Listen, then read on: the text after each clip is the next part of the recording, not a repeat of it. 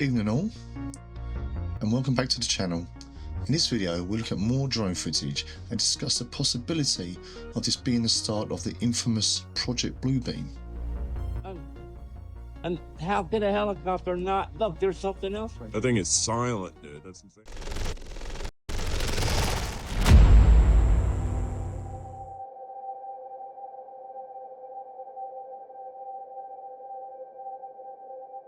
So, what is Project Bluebeam?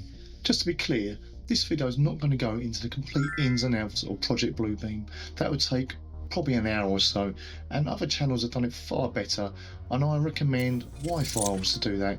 Really good quality videos and wonderful information. So I'll put a link in the description. Project Bluebeam came to the public's attention by a Canadian journalist called Serge Monast, born 1945, died 1996, not very old. He was an investigative journalist and poet, and a disciple of René Bergeron and William Guy Carr, the commander of the Royal Canadian Navy.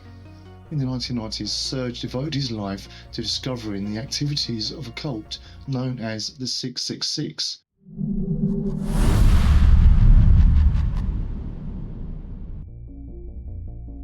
The 666 allegedly get together every 20 years to discuss how they're going to implement the New World Order. Now, Monast found that the 666 cult were planning to create a new world religion under one God, actually under the Antichrist. And the Bluebeam project was part of that. So under one religion they could have one dictatorship and control the entire world. And you and me. During his investigations, Serge founded the International Agency for Free Press. And in 1994 he published a book called The Greatest Hoax, NASA's Project Bluebeam.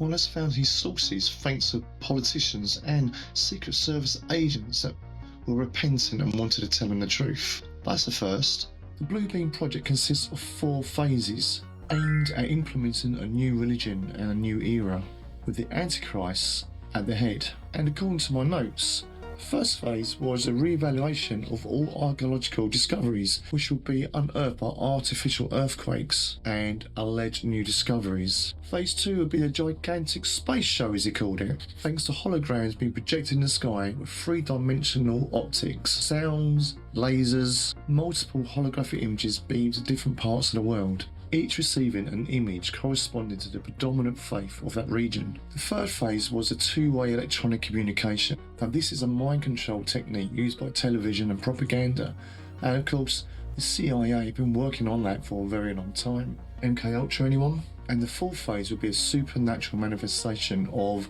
an alleged alien attack or an invasion. Be very careful of those at the moment in the press, especially within the world of the UFO community, that are banging on about UFOs being a threat. If they were a threat, they would have made themselves known a long time ago, not waiting until we're advanced enough to fight back. Today we celebrate our Independence Day.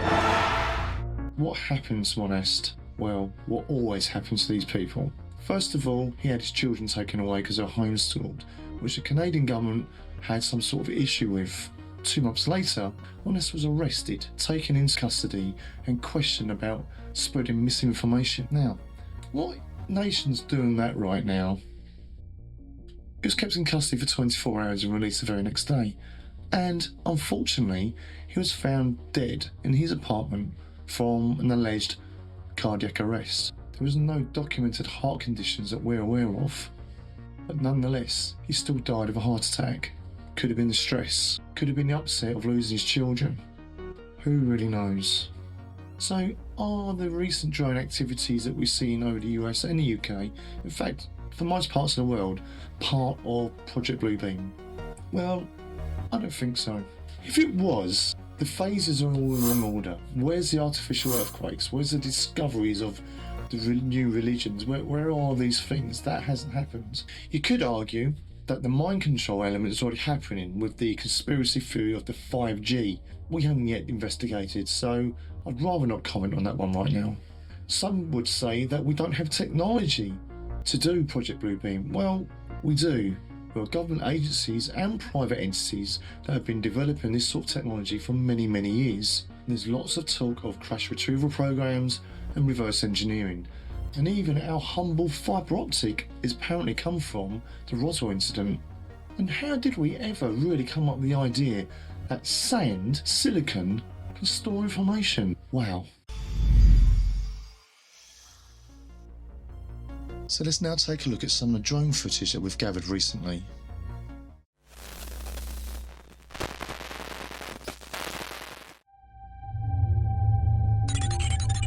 New Jersey, USA.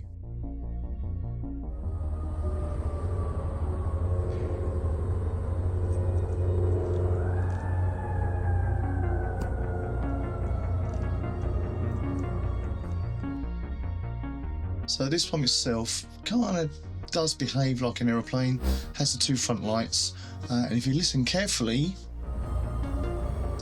you will hear the drone, no pun intended, of aeroplane motors. So we're not that convinced this one is really of extraterrestrial origin. It could even possibly be a military drone, of course. They are now flying around to monitor airspace, but extraterrestrial, UAP, UFO, I don't think so.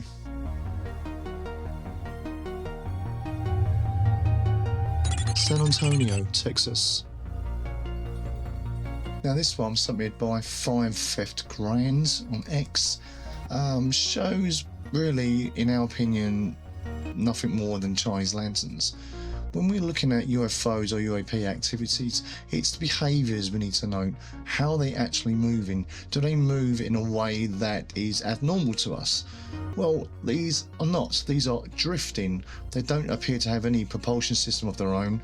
They're simply drifting in the wind at a uniform speed, and they are an orange glow, just like Chinese lanterns. So I'm afraid on this one as well, it doesn't need much more analysis to rule this out as UAPs, and simply just people playing a prank with Chinese lanterns, which is a shame.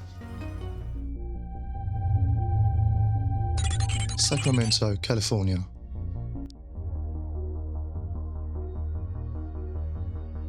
Now again, this one sent in by Project Tabs FireX is very similar. In fact, it's the very next day, so there's something obviously going on. But you will see again that these just drift, they have no propulsion system of their own.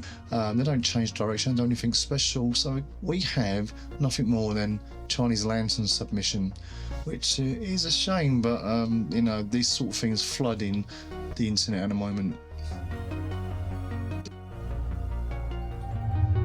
Toronto, Canada. So what is this here?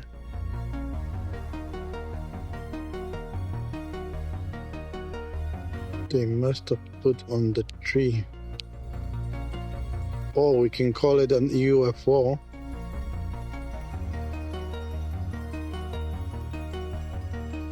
I'm zooming out.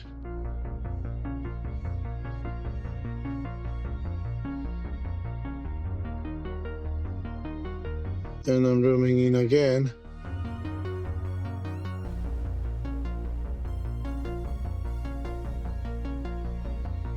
Okay, without sounding mean, this clearly is a tree decoration on a big tree. They must have put on the tree. You can actually see the tree outlined in the background if you look carefully. So again, people wasting our time with UFO footage. They're just posting on any social media to get really any kind of attention during this massive PSYOPs operation. This is such a massive fail for Project Bluebeam. Unknown location, USA. And I'm saying and how could a helicopter not look? There's something else. That thing is silent, dude. That's insane. Huh. Yeah, and there's orbs around too. Huh? That's a drone, and that's an orb, dude. So in this one I quite like. It's got a nice close-up of the drone or UAP. I mean, it's got the classic UFO shape to it, hasn't it? Anyone going to see that in the sky is going to presume that is definitely a UFO. These guys seem quite convinced, however, that it is a drone. Nonetheless, it's a good bit of footage. They go on and mention the orbs that seem to be off to the right of the drone itself, and then there's helicopters seem to be ignoring it. Now, in my experience, a helicopter will only ignore a foreign object in the sky if it knows what it is. Therefore, it could be just, again, military drones of that sort of nature. So it's probably why they're not that concerned about them themselves. But again, a nice bit of footage. I really like the close-up, but we can't really tell what it is. But let's have a quick look through this if we can analyse it and change the colours slightly. So here we have the UAP or UFO in closer view. I'm just going to change and alter the colours slightly, bring up the brightness a bit, see if there's anything around it. There's not really anything showing, unfortunately, on there. Just try to contrast a little bit more as well. No real giveaway there. I mean, yes, we can see there's an object with multiple lights, 1, 2, 3, and 1, 2, 3, 4, maybe 4, 5 beneath the object itself. I've got a drone. It doesn't have that many lights in it itself, but then again, mine's not a professional grade one. But I think we can really see from this that it's not really hiding anything. We can't see anything showing when we change the lighting. Let's try that one as well. Nothing really changes. So yeah, you know, there's nothing really giving itself away there, and letting us really know if it's a drone or UFO. But again, as I've mentioned, it's a nice piece of footage. Quite like that. Bogota, Colombia. This has been filmed on a telescope camera of a bright object in the sky. I'll zoom in shortly and look at the actual flickering light. When it goes back to the screen, we get flickers of an object which looks very much like something I've seen before. And where have I seen this object before? I do get very suspicious of seeing images of ships we've seen on TV and films. I mean, some may say that, you know, that's where the information comes from. We have to be very suspicious of these common objects showing up. I've already seen some that look like something out of Star Wars before, and now out of Battlestar Galactica. Maybe, again, with the lack of information, this is not helpful.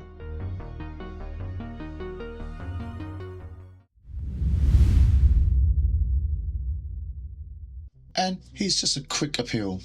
We're currently trying to reach our 500 subscribers milestone. At the moment, we're just about halfway there, so would you please mind help us out and clicking that subscribe button? And if you're feeling really generous, that like button too, that'd be really great. It just helps us out with the algorithms and will allow us to do these videos a bit more frequently. Thank you. Make sure to like, comment and subscribe and hit the bell icon to stay informed on this developing story. Thanks for watching and be good.